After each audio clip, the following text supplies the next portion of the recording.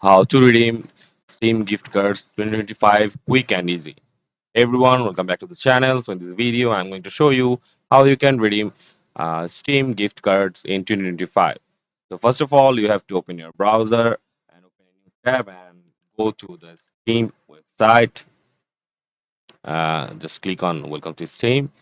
And after that, you have to log in or sign up on your Steam account, and you just need to look for the Steam gift cards. Give the gift of game, and you have to just simply click on that, and we are on the Steam gift cards page. So there is available both digital and physical gift cards. You can send Steam gift cards from here or add funds to your Steam wallet. You can also find retailers and last of all, redeem a gift card. So the video topic is redeem a gift card. So we will have to just click on a redeem a gift card, and after that you have to give the Steam wallet code and click on continue.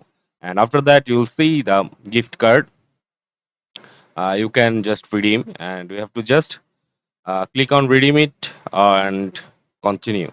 And here it says Steam gift cards and wallet codes are an easy way to put money into your own Steam wallet and give perfect gift of games to your friend or family member. So that's it for this video.